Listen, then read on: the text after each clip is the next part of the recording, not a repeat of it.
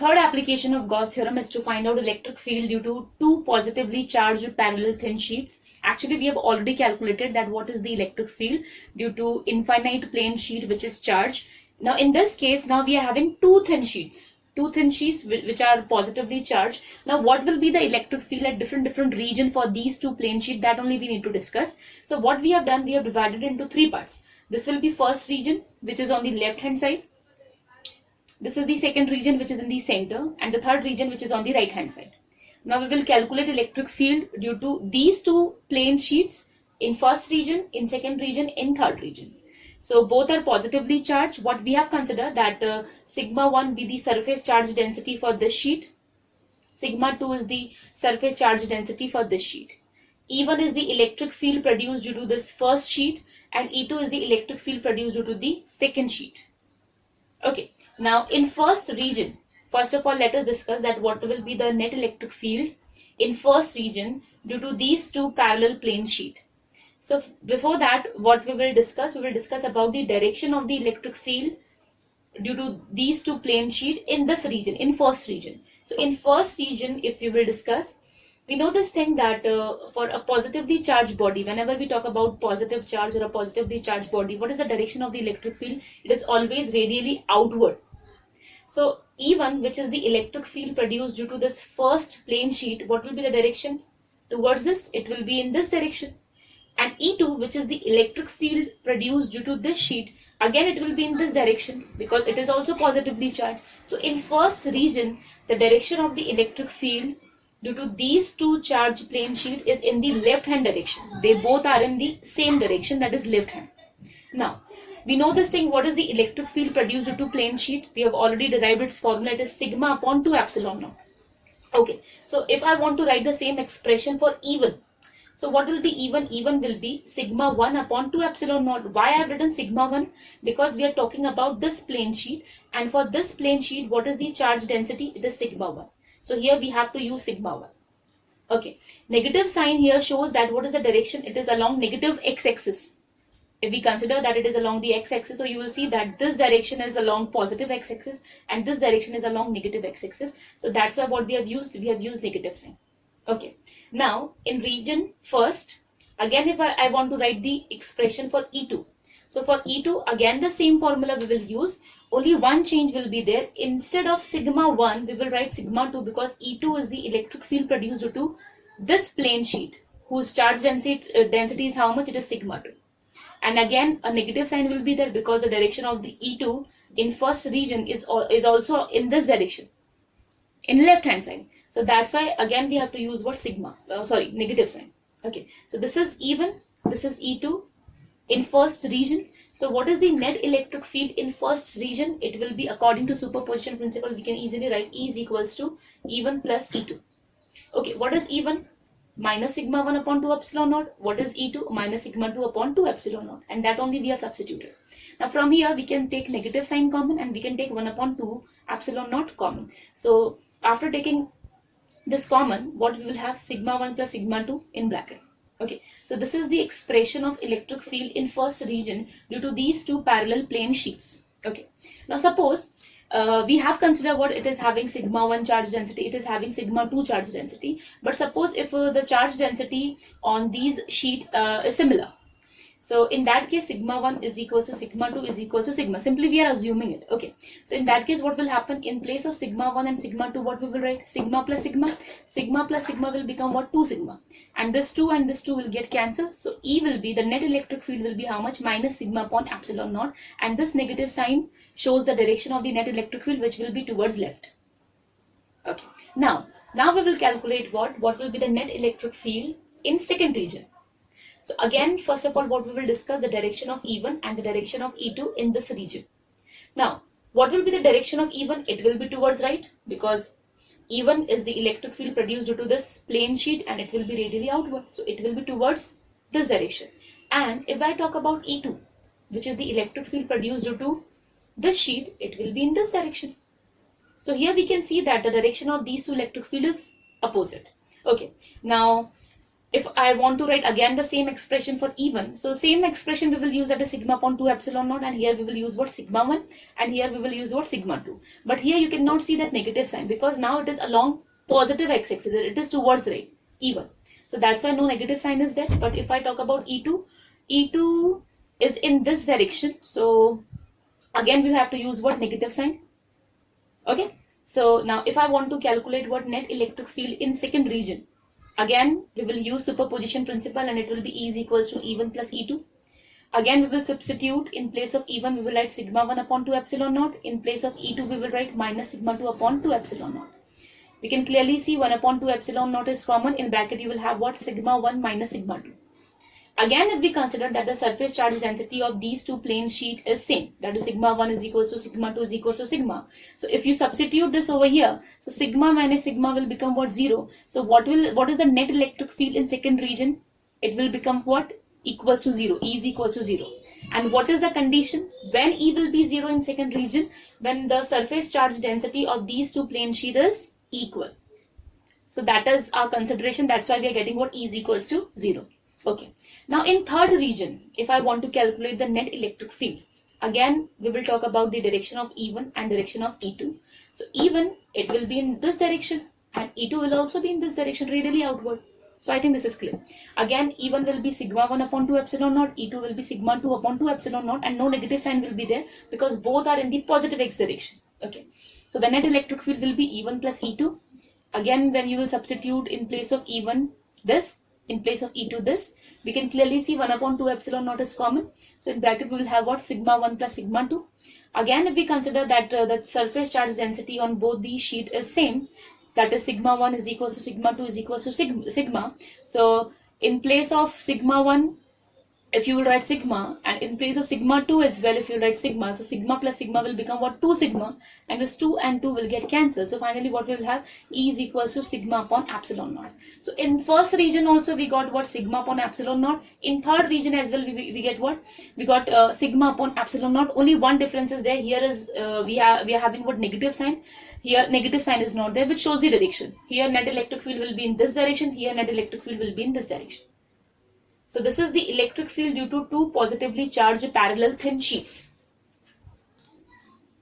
Now suppose these two parallel thin sheets, they are oppositely charged. One is positively charged and the other one is negatively charged. So now what will be the changes in net electric field in first region, second region, third region? That only we will discuss. Again, the same thing we have considered, that sigma 1 is the surface charge density for this sheet and sigma 2 is the surface charge density for this sheet. E1 is the electric field produced due to this sheet and E2 is the electric field produced due to this sheet. So one by one we will talk about all these three regions. So let's start with first region. So in first region, the direction of E1 will be towards left because E1 is produced by this positively charged plane sheet, and as it is positively charged, so the direction of E1 will be radially outward, so it will be towards left. E2 is the electric field produced due to this negatively charged plane sheet. And as it is negatively charged, the direction of electric field will be radially inward. So it will be towards right. So the direction will be opposite to each other of E1 and E2 in first region. Now we know this thing, electric field due to plane sheet, it is how much? It is sigma upon 2 epsilon naught. As we're talking about E1, so we have to talk about sigma 1. So it will be sigma 1 upon 2 epsilon naught. Negative sign here shows its direction, which is towards left.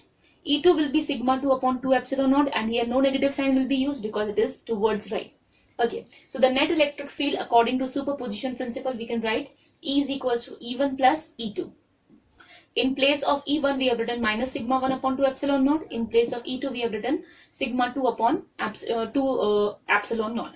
So from here we can take 1 upon 2 epsilon naught common. So in bracket we will have minus sigma 1 plus sigma 2.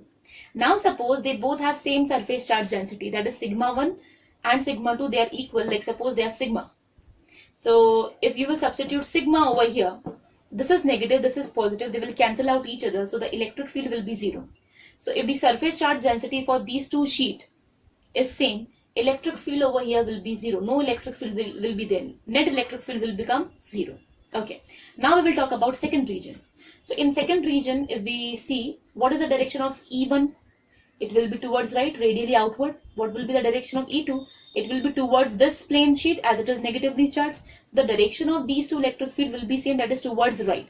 And if the direction of both these field is towards right, we have to use what? Positive sign. So here you can see E1 is what? Sigma 1 upon 2 epsilon naught, and E2 is equal to sigma 2 upon 2 epsilon naught. So the net electric field will be E1 plus E2. In place of E1 we have written this, in place of E2 we have written this. 1 upon 2 epsilon naught is taken common. In bracket we'll have what? Sigma 1 plus sigma 2. Again, if we consider that the surface charge density of both these sheet is same, that is sigma. So sigma plus sigma will become what? 2 sigma. 2 and 2 will get cancelled. So finally what we will have? E is equals to sigma upon epsilon naught. Okay, so E is equals to sigma upon epsilon naught, a uniform electric field we will have, whose direction will be from this sheet to this sheet, from positive to negative. Okay, now in third region, if we see, the direction of E1 will be in this direction towards right, as it is generated from this sheet which is positively charged. So the direction of E1 will be towards right.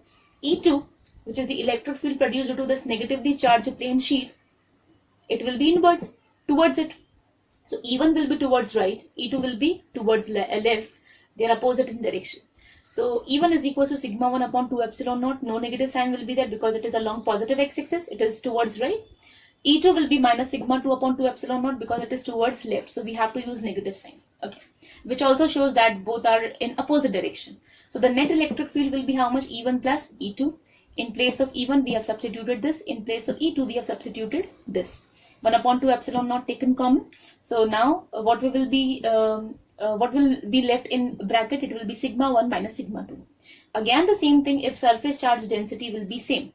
If the surface charge density is same, sigma 1 is equal to sigma 2 is equal to sigma. So sigma minus sigma will become 0. So electric field will become 0. It means if the surface charge density of these two sheet is same, electric field here in first region will be 0. Electric field in third region as well will be 0. No electric field is there in third region except this region, which is in between these two sheets. So inside these two sheets there is electric field. Outside these two sheets there is no electric field. So this is a kind of arrangement which is used to produce what? Uniform electric field. I hope this is clear. Next application of Gauss theorem is electric field due to charged spherical shell. So first of all we will discuss that what is the meaning of spherical shell. Suppose a football is there and we are providing some charge to that particular football, and suppose that football is made up of metal. Basically it is made up of a conductor. So if it is a conductor, what will happen? What will happen to the charge which is provided by us to that particular football? Because of repulsion, the whole charge will get distributed on its surface, being a conductor. So here a charge spherical shell is there and the total charge is on its surface. No charge is there inside this spherical shell. Okay, so now what we have to calculate, what is the electric field due to this charged spherical shell at any point which is outside it, at a point which is on the surface, and the third one is a point which lies inside this spherical shell. So we are going to discuss about 3 different cases for this particular application of Gauss theorem. So electric field due to charged spherical shell we are going to discuss now. So this is your spherical shell which is positively charged. O is its center and capital R is its radius. At any point P, we need to calculate electric field produced by this spherical shell which is at small r distance from the center of this spherical shell. Now we have to do it with the help of Gauss theorem, and we know that what is the first rule of Gauss theorem? We need to choose one Gaussian surface. Okay, now first of all the electric field produced due to this spherical shell will be radial. It will be radially outward, the direction will be radially outward, and at any point which is at equal distance from the center, the magnitude will be same. So it means what? It is spherically symmetric. We can say that. So a Gaussian surface which we should choose for this particular case will be a sphere, will be a concentric sphere whose radius is how much? Smaller, in such a way that the point P lies on it. So the Gaussian surface for this particular case will again a sphere, a concentric sphere whose radius is r and the point P is lying on it. Okay, now here we have considered one small area element, that is ds. The direction of electric field will be in this direction. The direction of this area element will also be in this direction. So theta will be 0. Okay, now, so the first case is what? Outside. Okay, and what is sigma? Sigma is the surface charge density of this spherical shell. Okay, now we know this thing. What is sigma? Sigma is Q upon A. And what is the surface area of this spherical shell? If the radius is capital R, it is 4 pi r square. So I have given it equation number A. Now we know this thing. What will be the flux at this particular point P due to this spherical shell? We know its formula. It will be integration E ds cos theta. Okay. Now theta is 0 over here because they are in same direction. So cos 0 will becomes equals to 1. So phi is equals to integration E ds. Now we know this thing. The magnitude of E is same at all the points which are equidistant from this from the center of this spherical shell. So E could be taken out. So finally what we will have, phi is equals to E integration of ds. So ds is what? Small area element. So if we talk about many area element which will complete this Gaussian surface, you will have what? The surface area of this Gaussian surface. And what will be the surface area of this Gaussian surface? It will be 4 pi r square. And here we have to use what? Small r, because we are talking about the surface area of Gaussian surface. So finally we have phi is equals to E into 4 pi r square, and we have given it equation number 1. Now according to Gauss theorem, we know this thing, flux is Q upon epsilon naught. What is Q? Q is the charge given to this spherical shell. So this is phi, this is phi. So from equation number 1 and from equation number 2, what we can say that E into 4 pi r square is equals to Q upon epsilon naught. So we have to calculate E, so we will shift all the other terms that side. So finally what we'll have, E is equals to 1 upon 4 pi epsilon naught Q upon r square. So this is which case? When r is greater than capital R. It means when P point lies outside this spherical shell. So in that case what will happen? The electric field intensity will be 1 upon 4 pi epsilon naught Q upon r square. So and this expression we have already discussed. This expression we have already written for a point charge. That suppose a point charge is there, what will be the electric field due to this point charge, and we have derived the same expression. It means what? The electric field due to charged spherical shell is as if the whole charge is concentrated at the center O. So that's why we are getting this expression E is equals to 1 upon 4 pi epsilon naught Q upon r square. Now suppose this was the case when P point was lying outside this spherical shell. Now suppose this P point is lying on the sphere. So in that case, a simple change we have to do. In that case, your small r will become equals to capital R. All the things will be as it is. Okay, the Gaussian surface will be this sphere only. So when P point lies on the sphere, in that case r is equals to capital R. So in this expression, instead of writing small r, what we will write? Capital R. So E is equals to 1 upon 4 pi epsilon naught Q upon r square. Now from equation number A, we have seen what? Sigma is equals to Q upon 4 pi r square. So from here we can write the value of Q. Q will be sigma into 4 pi r square. So here what we have done, in place of Q, what I have written? Sigma into 4 pi r square. So if you will clearly see over here, 4 pi r square will get cancelled. So finally what we'll have? E is equals to sigma upon epsilon naught. So this is the electric field produced when your point P is lying on the sphere. Now P point is inside this charged spherical shell. Now P point is here, where this r is smaller than capital R. So again what we have to consider? A Gaussian surface. So again a Gaussian surface will be a concentric sphere, but this time this Gaussian surface is inside this charged spherical shell. So the third case is when the point P is inside. Now we know this thing. What is flux? Flux is E into E ds cos theta. Theta will be 0 again. We know the reason now. So directly what I have written? Phi is equals to E into 4 pi r square, and I have given it equation number 3. Again, now what we will use? Gauss theorem. According to Gauss theorem, we know this thing, phi is equals to Q upon epsilon naught. I have given it equation number 4. So from equation number 3 and 4, what we can do? We can equate them. So it will be E into 4 pi r square is equals to Q upon epsilon naught. But the thing is that inside this charged spherical shell, we have already discussed that the charge is on the surface. No charge is inside this spherical shell. It means Q is 0.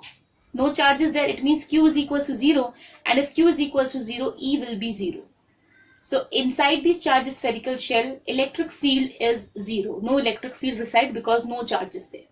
So now we can summarize that inside, when r is smaller than capital R, E is 0. When P point is lying on the surface, in that case E is equals to 1 upon 4 pi epsilon naught Q upon r square. Condition is r is equals to capital R. R is equals to the radius of this charged spherical shell. Now if this P point is lying outside the spherical shell, in that case we have seen E is equals to 1 upon 4 pi epsilon naught Q upon R square, and the case is when R is greater than capital R. Now we can discuss one more thing over here, that how this E varies with respect to small r. So a graph we have plot over here, a graph between E and the distance of that point from the center of this charged spherical shell. So now we know this thing, inside this sphere electric field is what? 0. It means what? From O to R. Here is your center O. Fine. So from O to capital R, E will be 0. So that's why you can see here the solid line. It represents what? That inside the charged spherical shell electric field is 0. Okay. Now when this point P just reaches the surface of this spherical shell, we got one value, E is equals to 1 upon 4 pi epsilon naught Q upon R square. It means it has some magnitude. So when the point P lies on the surface, from 0 it changes to a certain value. So that's why this point jumps over here. So here, but here no solid line is there, because the value of E is not increasing one by one. Suddenly as the point lies on the surface of the spherical shell, it will acquire a certain magnitude, and it will be equals to how much? E is equals to 1 upon 4 pi epsilon naught Q upon R square. Now as we move that point P from the surface of this spherical shell and away from this spherical shell, we see that E is how much? 1 upon 4 pi epsilon naught Q upon R square, or we can say that E is inversely proportional to R square. And we know that if E is inversely proportional to R square, what type of curve we will have? We will have this type of curve. So this is the graph between E and R when we talk about a charged spherical shell, or when we talk about a conducting sphere, where that sphere is made up of what? A conductor. So this will be the graph for a charged spherical shell between E and R, and which is very, very important. And I hope this is clear. Now the last application of Gauss theorem is to find out electric field due to charged insulating spherical shell. Before that, what we have discussed? Electric field due to charge conducting spherical shell. So what we have seen, that the whole charge was distributed on the surface of that spherical shell. But this time it is not a conductor, it is an insulator. And if any charge is given to an insulator, we know this thing, that being non-conducting, that charge will remain as it is over that particular place only. It will not be able to move, or it will not be able to, to distribute themselves onto the surface. It will be all over the body, inside the body. So charge will be there. So this time we're going to discuss that what will be the electric field due to this insulating spherical shell which is charged at any point which is outside, on the surface of it, and if the point lies inside this spherical shell. So all the three cases we will discuss. And one more thing, that this time we will not talk about surface charge density, because this time charge is everywhere, all over its volume. So here we will talk about rho, and we know this thing, what is rho? It is volume charge density, and we know the formula, it is Q upon volume. And what will be the volume of this sphere whose radius is capital R? It will be rho is equals to Q upon 4 by 3 pi r cube. We know the volume of a sphere, we know this formula. Okay, so what is the first case? First case is outside, that the point P is there which is at R distance from its center. And what will be the electric field at any point which is lying outside this spherical shell? And this O is what? It represents what? Center of this spherical shell, insulating spherical shell. Okay, so again with the help of Gauss theorem, if we want to do this thing, we have to consider what? One Gaussian surface. So again the Gaussian surface will be a concentric sphere whose radius is what? Small r. Okay, now we know this thing, electric field will be radially outward, it will be spherically symmetric, we know this thing. And theta will be 0, because the direction of area vector and the direction of electric field will be in the same direction, so theta will be 0. So we know this thing, flux is EDS cos theta. Theta will be 0, cos 0 will become 1, E will be outside this integration. So directly I have written this step, I hope this is clear. So phi is equals to E into 4 pi r square. Now what is 4 pi r square? Surface area of this Gaussian surface whose radius is how much? Small r. And I have given it equation number 1. According to Gauss theorem, we know this thing, phi is equals to Q upon epsilon naught, because Q is the charge given to this insulating spherical shell, and I have given it equation number 2. So from equation number 1 and from equation number 2 we can write this. Okay, now from here, if I just want to write the expression for E, it will be how much if I will shift this 4 pi r square that side? So it will be 1 upon 4 pi epsilon naught Q upon r square. So this is that case in which your small r is greater than capital R. What is capital R? The radius of this spherical shell. Okay, now suppose this point P is not lying outside, but now it is lying over here onto the surface of this insulating spherical shell. So in that case, what will happen? This small r will become equals to capital R. So what we will do in this expression, simply small r will be replaced by what? Capital R. E is equals to 1 upon 4 pi epsilon naught q upon r square. Now the third case for this particular application is when point P lies inside this charged insulating spherical shell.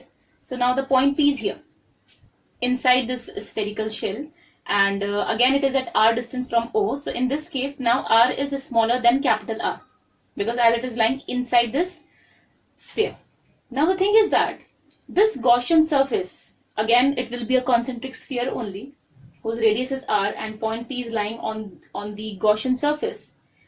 We have to discuss about that how much charge is enclosed by this Gaussian surface, because now Q charge is not enclosed by this Gaussian surface, it is less.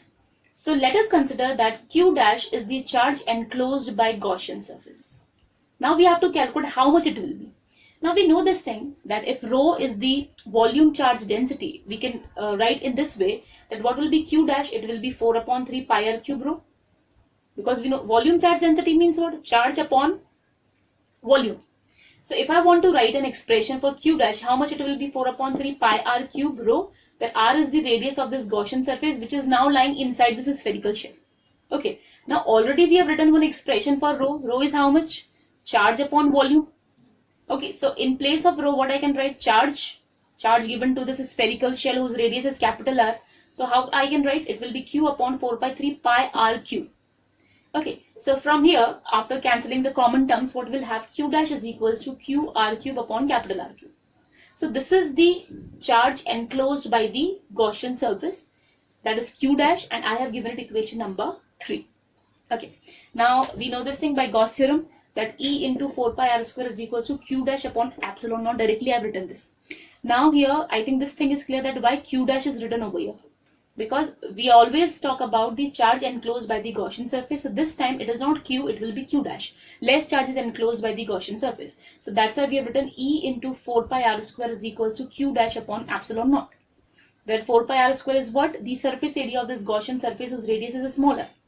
So now from here, we can easily write the expression of E. So what is our next step? That in place of Q dash, what I have written from equation number 3, in place of Q dash we have written Q r cube upon capital R cube. Okay, so to write an expression for E, I have shifted this term onto that side. So finally what we'll have? E is equals to 1 upon 4 pi epsilon naught Q r upon capital R cube. Or we can say that because other terms are constant only, we can say that E is directly proportional to R. It means inside this spherical shell which is insulating, how electric field will vary? It will be directly proportional to small r. And if we talk about the center of this spherical shell, at the center, what will be the value of r? R will be equals to 0. So if r will be equals to 0, how much value of E will be? E will be also 0. So E is 0 at the center of this spherical shell. So this is how E varies with respect to r. Again, we can draw a graph for this particular variation between E and R. So how E and R varies, that we need to discuss right now. So now this is the graph between E and R. Now it is very important for us to understand. Now we have already discussed that inside this sphere means what? From O to capital R. From O to capital R, we have seen that E is directly proportional to R. So if E is directly proportional to R inside this sphere, what we will have? We will have a straight line. Okay, now as this point P reach to the surface of this spherical shell, we'll have one value which we have already written. E is equals to 1 upon 4 pi epsilon naught Q upon R square. Okay, now when we go beyond the surface, when this point P is moving away from this insulating charged spherical shell, what expression we have derived? That E is equals to 1 upon 4 pi epsilon naught Q upon small r square. It means we can say that E is inversely proportional to R square. It means outside the sphere, E is inversely proportional to R square, and for this particular thing, that if E is inversely proportional to the square of something, we'll have this type of curve. So I think this graph between E and R is clear for this particular case. Inside it, it is directly proportional to R, so a straight line is there. At this point, we will have the maximum value of electric field, which is how much? This much, 1 upon 4 pi epsilon naught Q upon R square. And as we go beyond this sphere, as we move away from the surface of it, we'll see that E is inversely proportional to R square. So this curve we will have. So this type of graph we have for E with respect to R for this particular case, that is charge insulating spherical shell. So this was all about applications of Gauss theorem.